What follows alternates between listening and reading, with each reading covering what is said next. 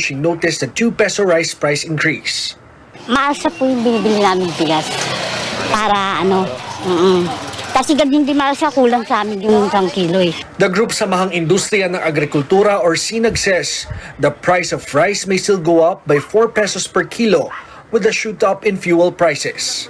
SINAG chairperson Rosendo So says from 38 pesos per kilo of regular milled rice, the per kilo cost is expected to reach 42 pesos anytime this week. Saan ba ang malaking cost na pagtaas nito? Isa is yung fuel. Dapat yung 12% VAT saka yung excise tax ang isuspende. Both consumers and the farmers get the short end of the stick. As fuel prices go up, the production cost also increases. But the farm gate price of palay is still at 21 pesos per kilo.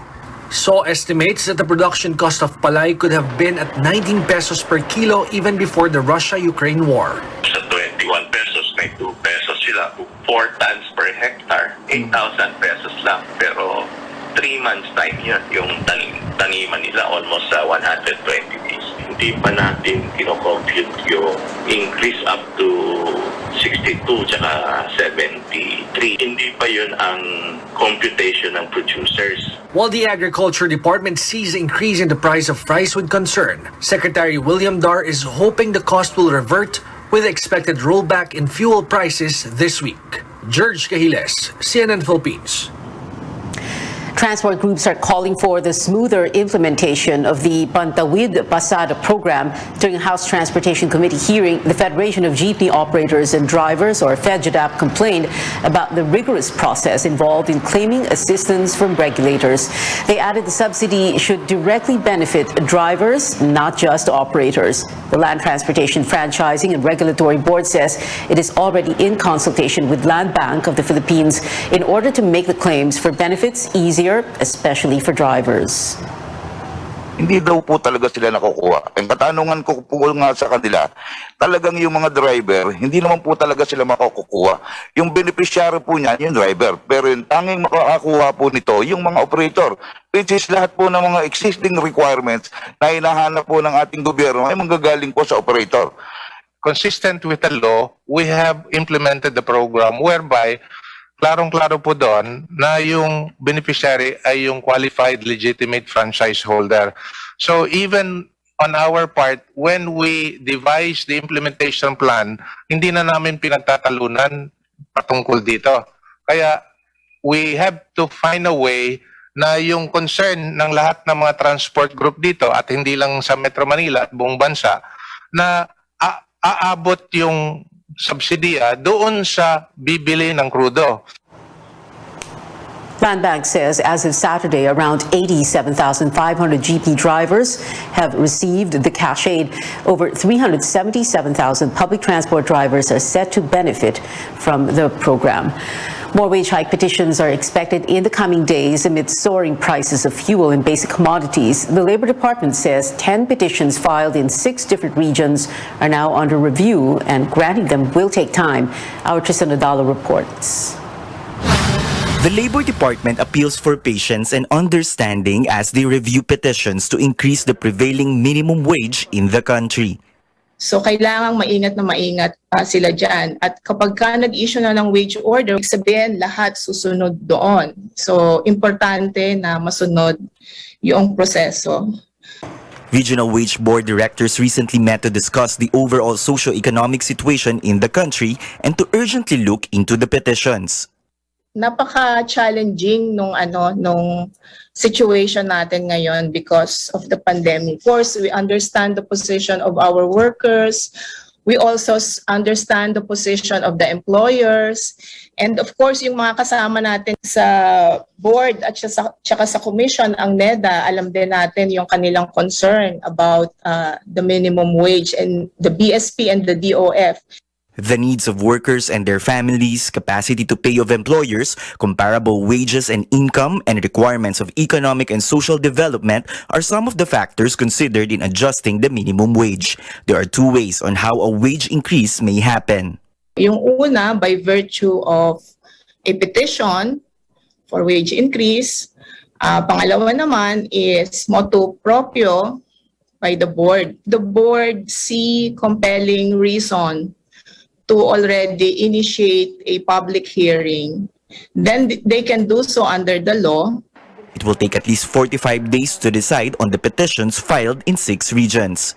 Some 3.6 million minimum wage earners will benefit should the petitions get the nod. Some 6.8 million above minimum wage earners also stand to gain from the wage adjustments. Labor Group Trade Union Congress of the Philippines has also filed a petition on Monday for a 430 peso increase in minimum wage in Central Visayas, particularly in Cebu, Bohol, and Siquijor.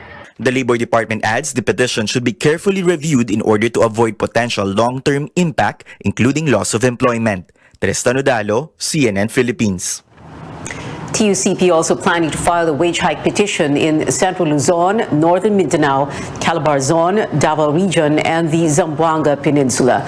Another labor group filing a wage increase petition in Central Visayas, the Alsa Contractual Cebu, also seeking an increase ranging from 346 to 399 pesos for Central Visayas, depending on the industry and classification of the town and city. If granted, this will make the minimum wage for the entire region 750 pesos daily.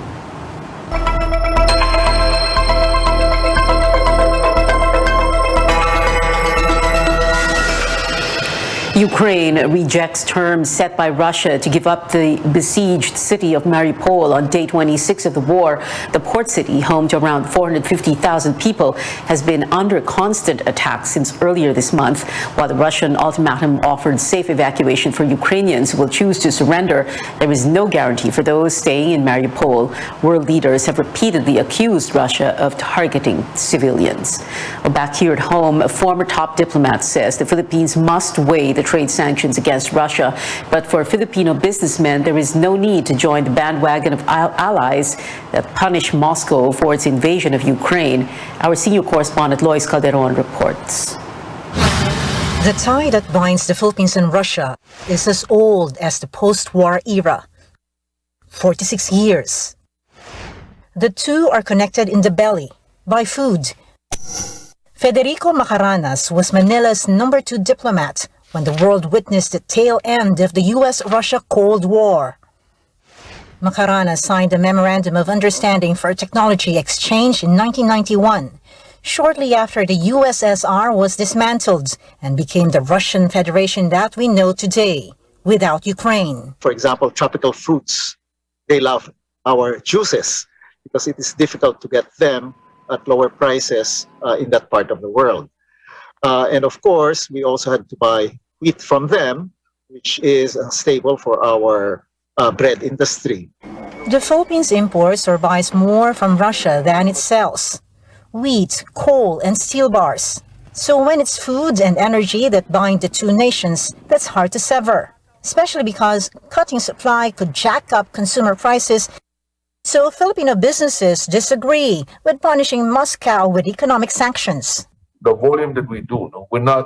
It's very small, and the sanction will not mean too much with Russia. Among your members, do they actually have relations, trade relations with Russia, or some Russians have interests or stakes in some Philippine companies? I would like. I believe so. Like steel bars and coal briquette. I would think that there are companies importing this material from Russia. And for a while, some would like to export banana to Russia. But for diplomat Macaranas, who's now an economist at the Asian Institute of Management, the Philippines cannot avoid joining the bandwagon of nations that boycott Russia. Already, Manila has voted yes to a United Nations resolution condemning Moscow's invasion of Ukraine. Because as a small nation, we survive with the kind of nations that we ally with. The general tenor is the common good of these allies may also be the one that dictate our common good. There are other contracts with Moscow, but Defense Secretary Delfin Lorenzana earlier said Manila will not drop a $12 billion deal to buy 17 helicopters from Russia.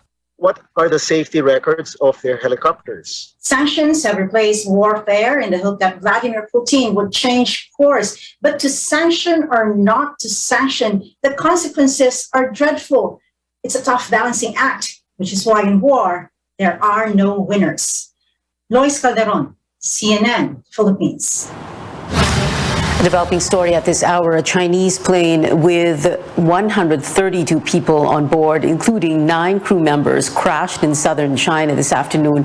Beijing is reporting a Boeing 737 jetliner crashed in mountains in the Guangxi region, causing a fire on site. Authorities are determining the number of deaths while a rescue team has been deployed to the scene.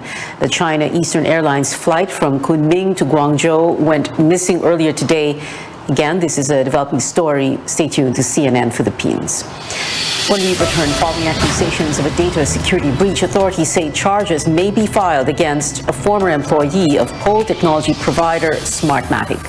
While kidnapping and illegal detention charges have been filed against 8 suspects allegedly involved in the disappearance of 34 cockfight enthusiasts. Details after the break.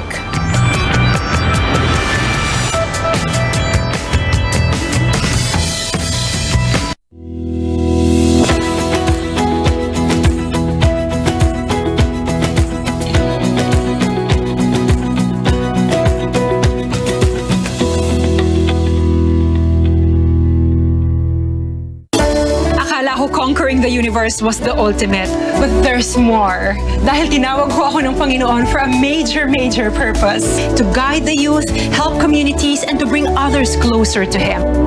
Kaya I take care of my health through proper diet, exercise, and MX3 capsule. I am ready to serve. Kasi para sa Panginoon, hindi lang ako 4th runner-up. First place ako sa puso niya. Mahalagang paalala, ang MX3 capsule ay hindi gamot at hindi dapat gamiting panggamot sa anumang uri ng sakit.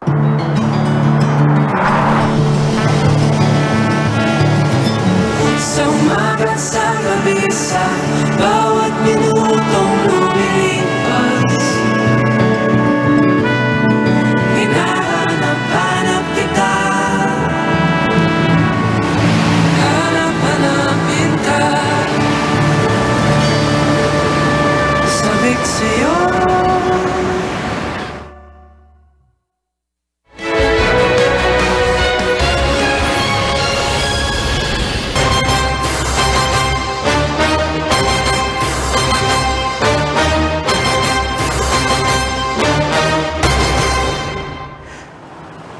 Welcome back to Newsnight, where we go above and beyond the headlines. The National Bureau of Investigation believes charges can be filed against a former employee of pole technology provider Smartmatic, which is facing accusations of a data security breach.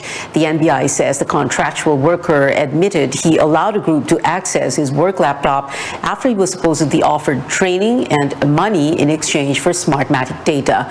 Senator Amy Marcos, who accused Smartmatic of a data breach, earlier cited Facebook posts by a supposed hackers group called XSOX.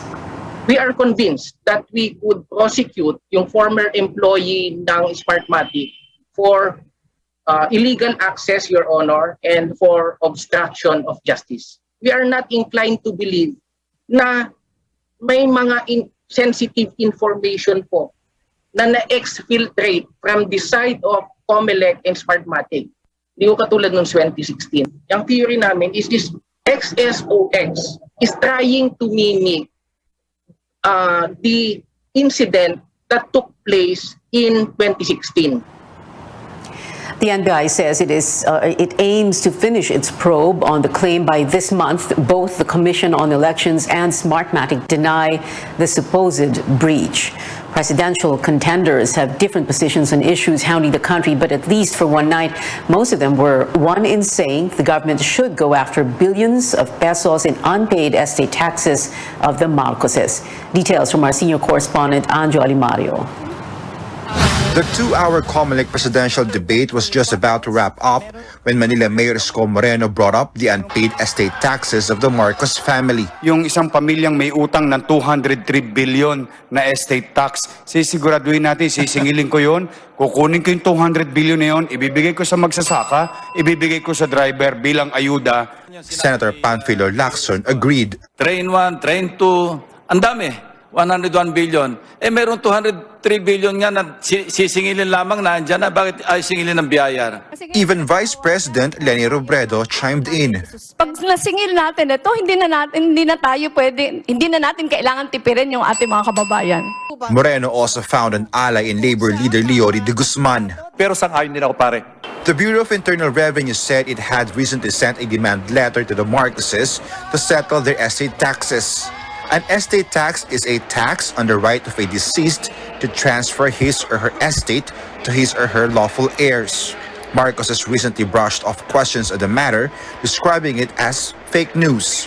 But the Supreme Court in 1997 already ruled with finality, ordering them to pay 23 billion pesos. That amount, according to some, has already grown to over 200 billion pesos. Marcos also insisted people are no longer interested in the issue and are more focused on finding jobs. Kung ako po sa kanya, gusto niya magbigay ng trabaho, wala po siyang gagawin na mahirap. Bayaran lang po yung 203 billion. For Robredo, it says a lot about Marcos's personality. How unqualified he is for the presidency. Kasi na-imagine mo ba na somebody na aspiring to be president, napakalaki ng utang sa pamahalaan? Marcos was again a no-show in the debate on Saturday, opting instead to campaign in Marikina. Anjali Mario, CNN Philippines. Presidential candidate Bongbong Marcos sees himself as a victim of misinformation. He rejects reports that claim he benefits from misinformation on social media. He also advises voters to research among legitimate sources, especially in the martial law regime under his father, the late President Ferdinand Marcos Sr. Sinasabi ko, pero wag lang kayo makinig sa akin dahil may agenda din ako eh. Ama ko yan eh. Siyempre, kakampi ko siya. Mag-aral kayo. Mag-research kayo na mabuti. Ang daming libro dyan. Ang dami nasa internet na. Balikan ninyo yung mga dyaryo noon. Balikan ninyo yung mga nagsusulat noon. At tignan naman talaga ninyo kung ano yung talagang nangyari para makapag-aral kayo na mabuti. Marcos's father seized newspapers, radio stations, and television networks on the first days of his dictatorship in 1972. During last Saturday's COMELEC-sponsored debate, Vice President Leni Robredo said she's mostly the victim of misinformation and that Marcos benefits most from it. But she appealed to her supporters to stay grounded when talking to people who back other candidates. Kahit napakarami na natin ngayong gabi, marami pa din ang hindi natin kasama. Kaya po, tara na! Ipanalo na natin ito! Last Sunday, Robredo supporters filled Emerald Avenue and nearby streets in Ortigas-centered Pasig City with pink in her biggest campaign rally yet. Pasig police say over 90,000 people attended the event. Organizers say the number was around 130,000. A vice presidential candidate wants tougher sanctions against survey frontrunners Bongbong Marcos and Sara Duterte for their non-appearance in COMELEC debates, while another aspirant calls for a grand coalition to defeat that tandem. Amor Santos has that story. Where are you? Nasaan ka? Nasaan ang pera? Ibalik mo na ang pera. On stage, it's unfortunate that Sara is not coming to the debates. And off stage, vice presidential candidates were up in arms over the absence of the Marcos-Duterte tandem in COMELEC's debates over the weekend. Former Akbayan Party List Representative Walden Bello wants tougher penalties against them. Yung ginagawa ho niyong penalty, yung hindi sasama sa e-rally, my God, ang hina ho niyon. We need to get something from these people to penalize them, like a big, huge penalty, like 203 billion pesos. But the poll body says in the absence of a law requiring candidates to attend, the debates will remain voluntary. Its Anbank, however, will discuss other possible sanctions. Hindi natin pwedeng pilitin yung mga kandidato na ayaw sumama. Before the debates even started, pro-life advocate Rizalito David already called for unity against the survey frontrunners. He says he's willing to withdraw from the vice presidential race and support the strongest contenders versus Marcos and Duterte, and his rivals should follow suit. I don't mind supporting Senator Soto, no? And I don't mind supporting Lenny Robredo. But the other contenders won't budge, not even Soto. I'm speechless. I wish to thank him for considering me as a possible alternative candidate. You must remember, yung mga lumalamang, ito sa atin lang, di ba? Factual. Yung mga lumalamang, by this time, 6 years ago, talo. It's too early to make decisions of that sort, but clearly I'm out to win. COMELEC's next presidential debate is set on April 3, followed by another back-to-back face-off on April 23 and 24. Amor Santos, CNN Philippines.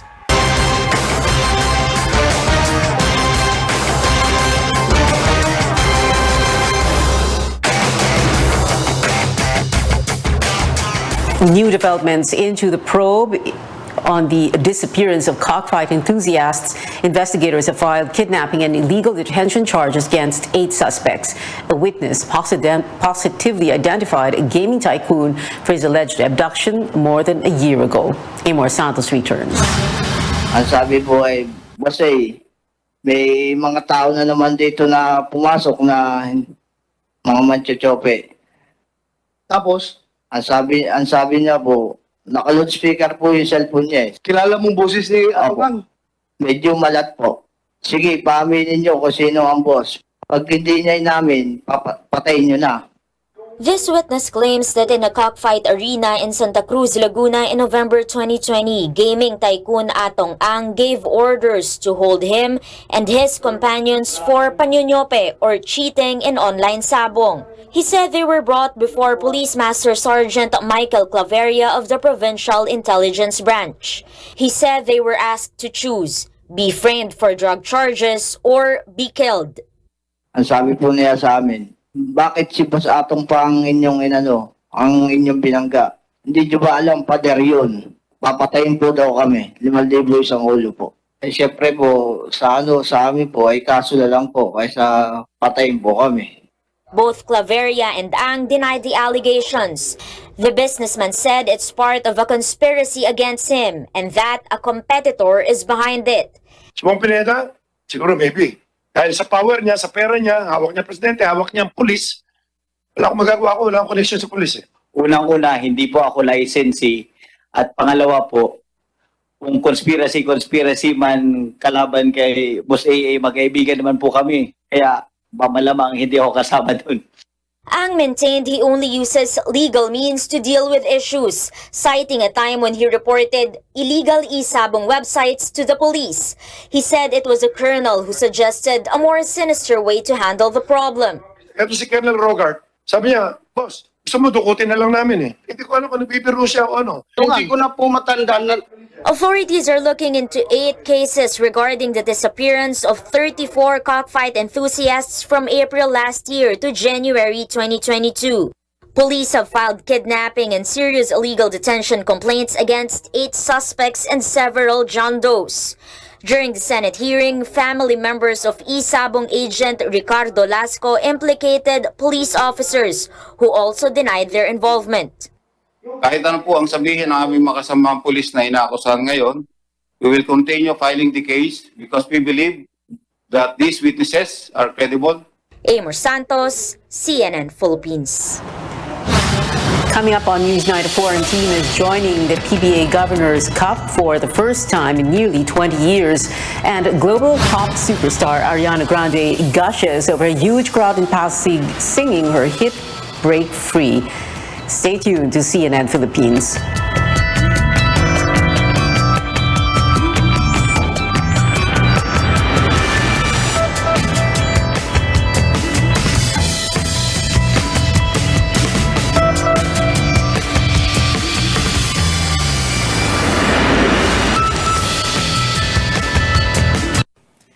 Every night, we take a hard look at the stories and provide you with multiple points of view from here and around the world. Now, we'll bring you more news you can use from the trading floor and the global markets, and bring you more news you can trust in business and finance. Buy, sell, hold on The Final Word, weekdays at 9 p.m. only on CNN Philippines.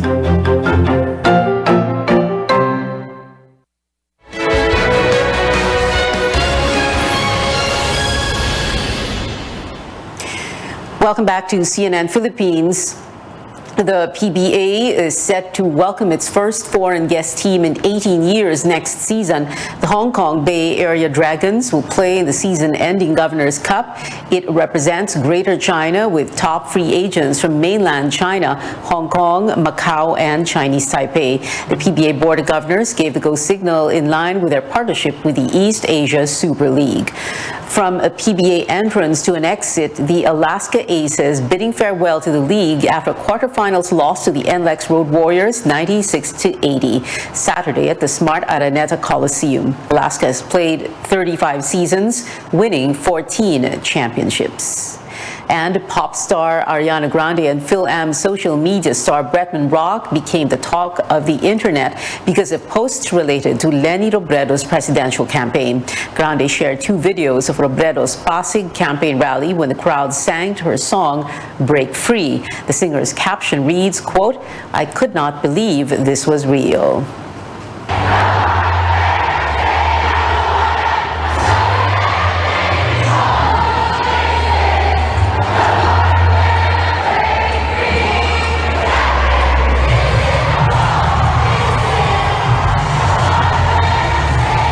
Meanwhile, Bretman Rock revealing Robredo is his presidential bet of choice while reposting her closing statement in the recent COMELEC debate.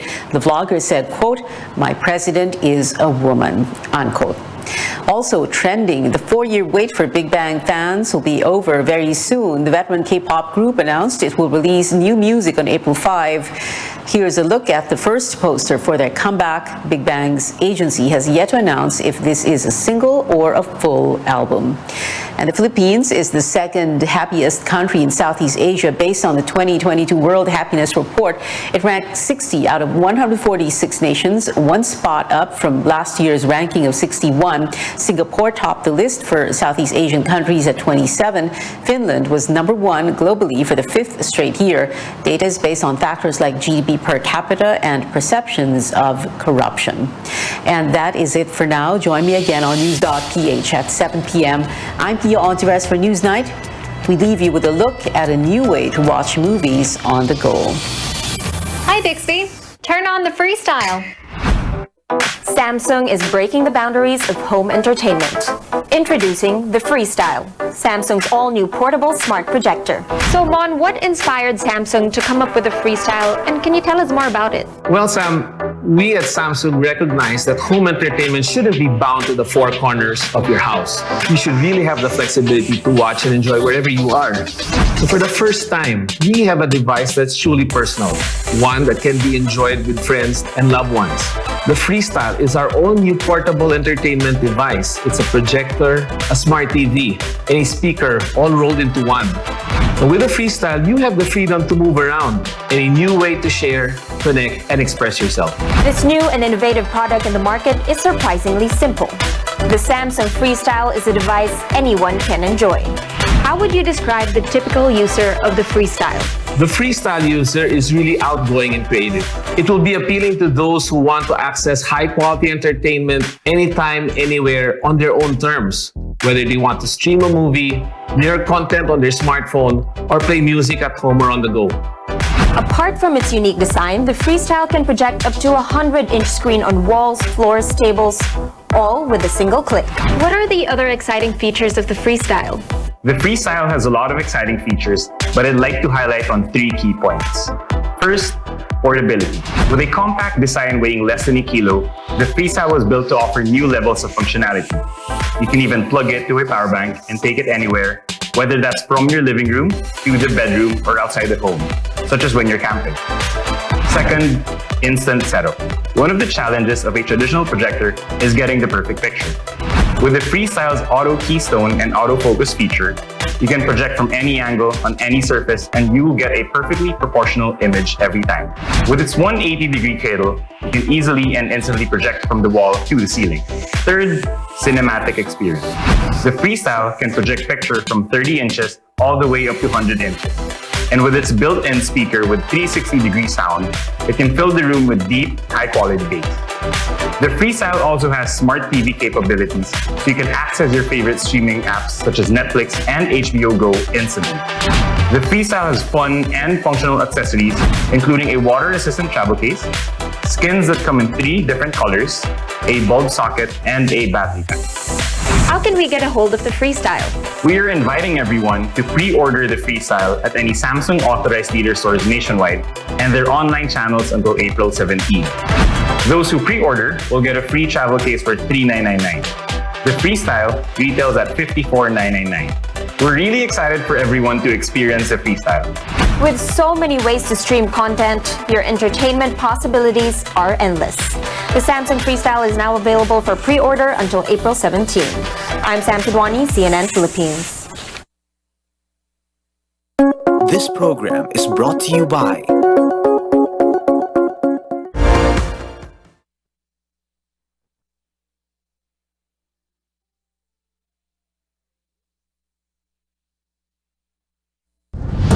RPN Regional AM radio stations nationwide welcomes CNN Philippines, a first on radio. To bring you the latest news you can use, news you can trust. Listen to Newsnight, weekdays 6 p.m. We now go above and beyond the headlines. Followed by Med Talk, Health Talk. We'll talk about how to keep ourselves healthy during the pandemic. Politics as usual. Our guests for tonight, 2 political science professors. Up close and more. Catch CNN Philippines in all RPN AM radio stations. Weekdays, 6 to 7 p.m. CNN Philippines Hour. DYKB Radio Ronda.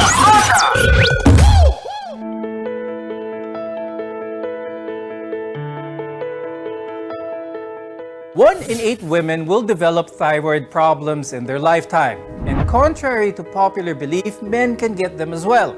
Your thyroid plays a vital part in regulating your metabolism. It produces hormones that are responsible for controlling how you respond to heat or cold, how your heart rate may increase or decrease, how much you burn calories, and much more. But when it produces too much or too little of these hormones, you can develop a number of diseases. On the program today, we'll talk more about this condition, how best to manage it, and ways to maintain a healthy thyroid. I'm Dr. Freddy Gomez, and welcome to Med Talk Health Talk on CNN Philippines.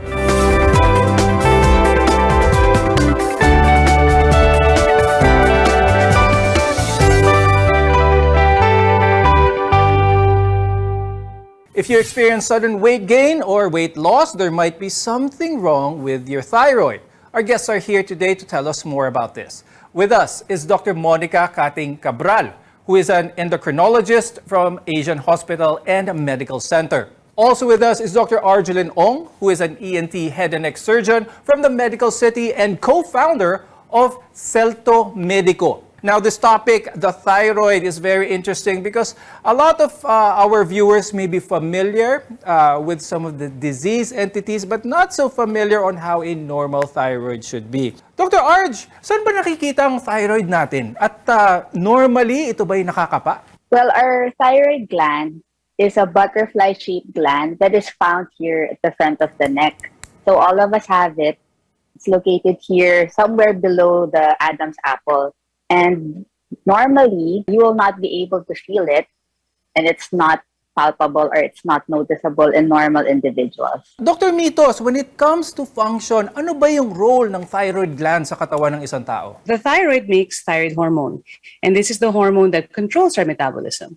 So if you have a lack of thyroid hormone or kulang ka sa thyroid hormone. This is called hypothyroidism, and your metabolism can be slow. So patients tend to gain weight, they feel cold, they're constipated. So that's the usual person who is lacking thyroid hormone. Kung sobra naman tayo sa thyroid hormone, parang napakabilis ng metabolism. So everything is fast. Your heart rate is fast, you have palpitations, pinagpapawisan, tremors, and then patients also tend to lose weight. Now let's talk about goiter, or in Tagalog, bosyo. Normally, this is very common in the Philippines, especially in certain areas. Dr. Mitos, bakit kaya this is the case, na this is common in certain areas of the Philippines as opposed to others? Before, actually, this was very common in the areas like the mountain provinces, way up in the mountains where we don't get seafood. So what's important about that?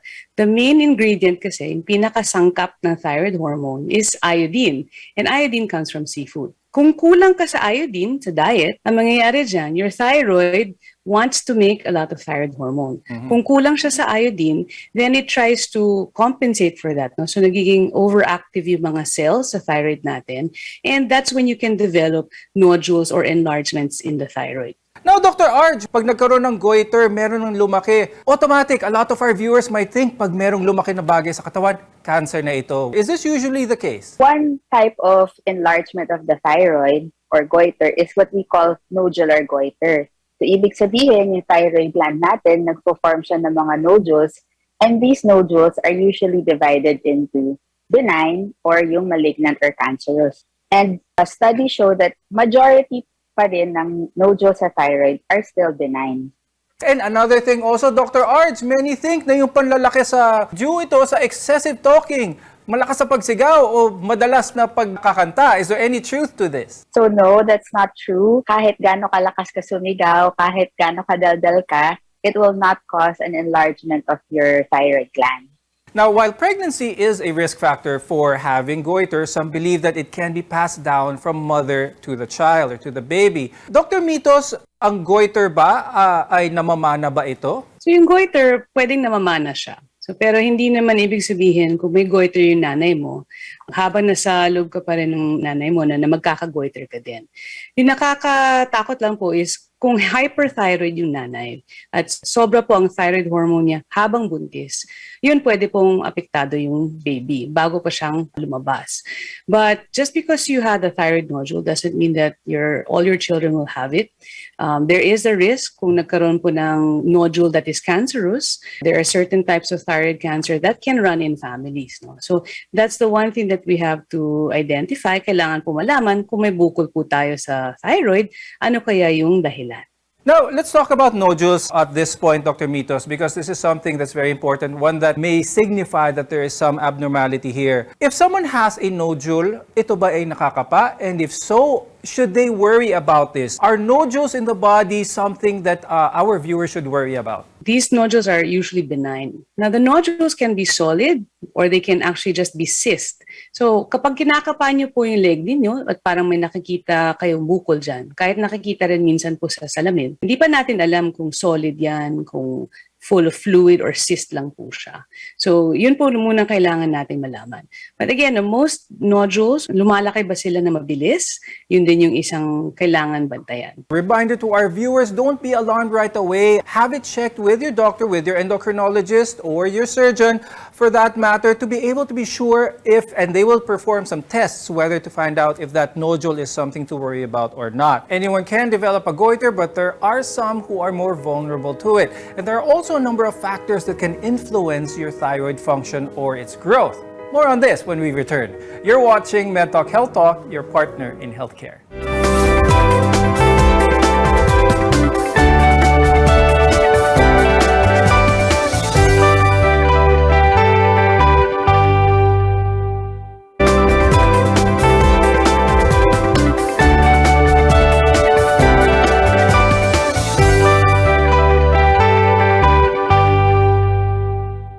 I'm Dr. Freddy Gomez and welcome back to MedTalk Health Talk, where caring is our calling. Now, your thyroid is a small butterfly-shaped organ responsible for regulating your metabolism. But when it's swollen or enlarged, you might have a problem called goiter. Now, it's important to note that it doesn't necessarily indicate that your thyroid is malfunctioning, but it does mean that there's a condition present that's causing it to grow abnormally. Now, I'd like to talk about the other side of the thyroid problems, and that is a malignancy or cancer na ng thyroid. Why is this so kaya? Bakit tinatawag itong good cancer? So there are many types of thyroid cancers, but ang pinaka-common po ang tinatawag na papillary thyroid cancer. And it's oftentimes termed as a good type of cancer because it is very slow growing.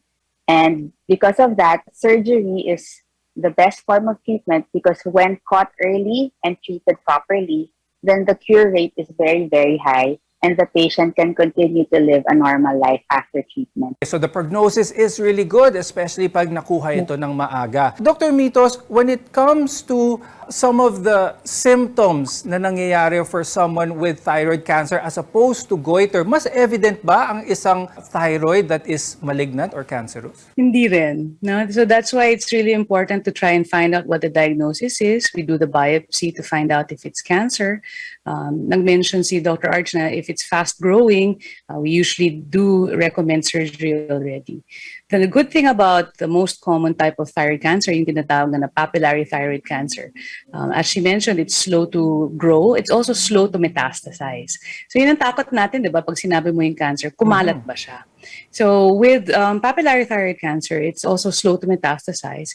And there's medication actually that we can give after surgery to try and make sure that the metastasis is very minimal, or that we catch the metastasis early, or that we also can prevent metastasis from occurring after surgery. Earlier on the show, I mentioned how women are more likely to have a problem with the thyroid gland, but men are at risk as well. What should men know about this, or what are the statistics with men having a thyroid problem? Both men and women can have a lack or an excess of thyroid hormone, yung sobra or yung kulang. But what's more concerning in men is when they have thyroid nodules. It's been shown that men, especially younger men in 20s and 30s, kung may goiter po sila, may bukol dyan. These usually are biopsied early. We follow them with ultrasound more frequently, like every 6 months. And if it's seen that they're enlarging rapidly, and definitely if on biopsy nakita po na cancer siya, dapat kailangan po surgical removal already of the thyroid. Dr. Arch, when it comes to risk factors for thyroid cancer, what would be the more common ones? Well, some of the risk factors that have been seen to develop thyroid cancer would be, first is specific type of radiation. If you were exposed to radiation as a child, then you are at risk to develop thyroid cancers. As Dr. Mitos mentioned a while ago, some thyroid cancers can run in families. So we have several patients that have had family members all with thyroid cancers. And another thing is, as with other cancers, as you get older, you're more prone to develop some cancer. So advanced age can also be a risk factor. Now, Dr. Mitos, for someone who is diagnosed with a thyroid cancer and may not be ready for surgery for one reason or another, nakukuha ba ito? Is this treatable with medicine alone? Unfortunately, it's not. It's really surgical removal of the thyroid that will help bring about that cure. It's caught early. The chances of you being alive in the next 10 years is actually very high, 90+%. Some even say close to 100%. So if you have a thyroid nodule that looks suspicious for cancer or is confirmed to be cancer, please have it removed. Now, this is the most important part, really, because we cannot continue with the other medications or therapies after you get diagnosed with thyroid cancer if the thyroid is still there. Now, Dr. Arch, I'd like to ask, earlier you mentioned how the thyroid gland looks like a butterfly. Its wings being each lobe, so the thyroid has 2 lobes. Kapag ang isang pakpak lang o isang lobe lang ng thyroid ang malignant, ang may cancer, kailangan ba tanggalin yung buong thyroid gland or pwedeng yung parte lang, yung portion lang na may cancer? Really depends on the size of the nodule and the size of the cancer present in the thyroid. Recent studies have shown that sometimes only one side can be removed if the cancer is caught early and the nodule is small. But in majority of cases, if medyo malaki na po yung nodule, then we will have to remove the entire thyroid gland so that the endocrinologist can give the additional treatment after the surgery. Now, Dr. Mitos, you mentioned earlier how important our thyroid gland is. Pero kapag ito ay meron ng cancer at kailangan ng tanggalin ng buo, can the body function normally without a thyroid gland? So we cannot function without thyroid hormone. And unfortunately, it's only the thyroid gland that can make thyroid hormone. The good thing is, though, after you get your thyroid taken out after surgery for thyroid cancer, we can replace thyroid hormone with tablets. And these tablets are very small. You just have to take them once a day, but you have to take them for the rest of your life. So please do not forget to take your thyroid hormone, because your metabolism, like I said, it depends on your thyroid hormone. If you don't have it, everything will become slow. You will gain weight. You will become very sleepy. You feel cold all the time. And patients in very severe cases, kung kulang na kulang po talaga sila sa thyroid hormone, they can fall into a coma. So we have medication available. It just has to be adjusted from time to time. You will see your doctor and they will do some tests. We check something called the thyroid stimulating hormone, TSH. That might sound familiar to some of our viewers. And that is how we adjust the medication. But it's something that you have to take for life. With advancements in medical treatment and diagnosis, thyroid problems, no matter what it is, there is an option for that. We'll find out later how to diagnose and what are the options available today. Stay with us here on MedTalk Health Talk. We'll be right back.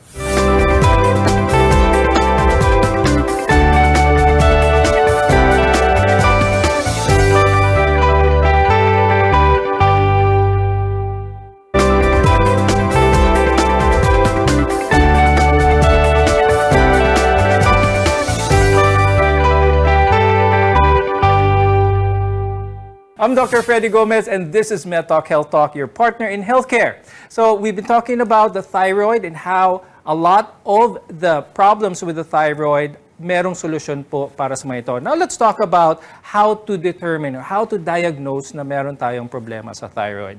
Dr. Mitos, what is the most simple and most cost-effective test that is done for the thyroid that can yield a good amount of information for the doctor? So the best screening test that we do for thyroid function is the TSH, the thyroid stimulating hormone. So when TSH is high, we sometimes think about hypothyroidism.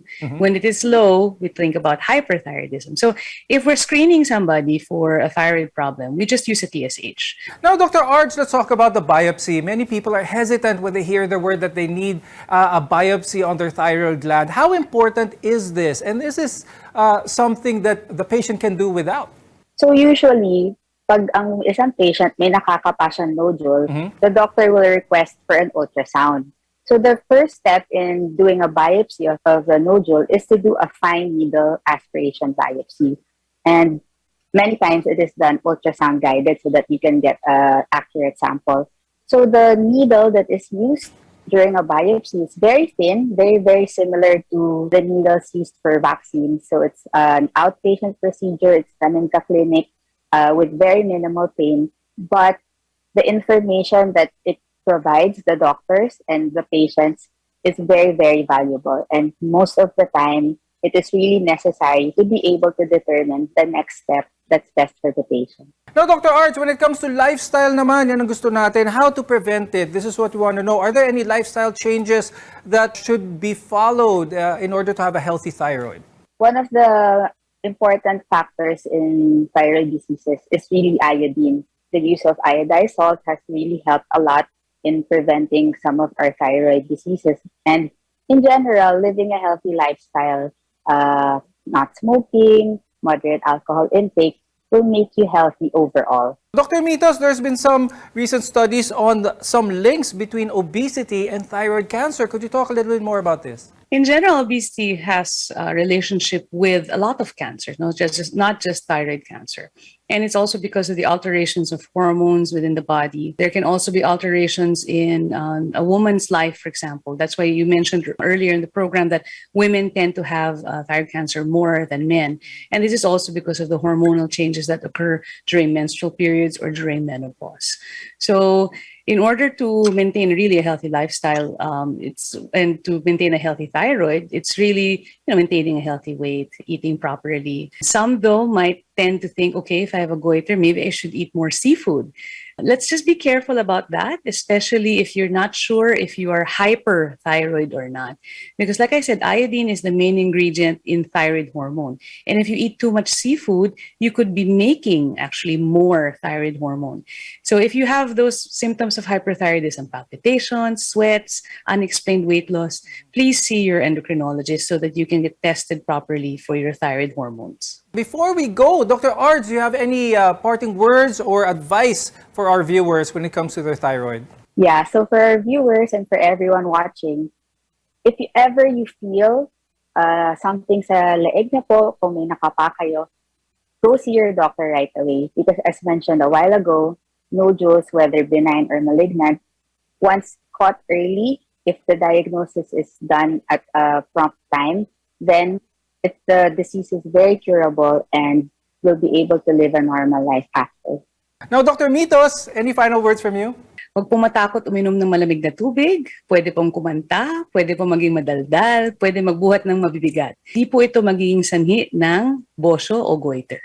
And if you're concerned po about your thyroid function, please go see your endocrinologist. We can do a very simple blood test to find out if you need thyroid hormone replacement or if you need to control the amount of thyroid hormone that you make. While it's a common condition, those living with goiter or any thyroid disease can go on to live normal lives. All you need is proper management and treatment.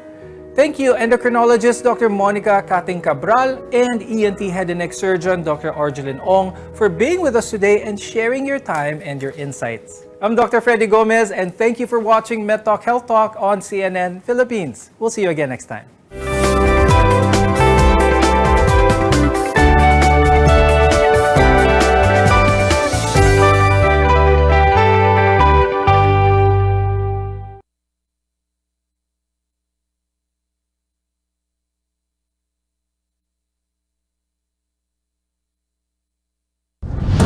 RPN Regional AM radio stations nationwide welcomes CNN Philippines, a first on radio. To bring you the latest news you can use.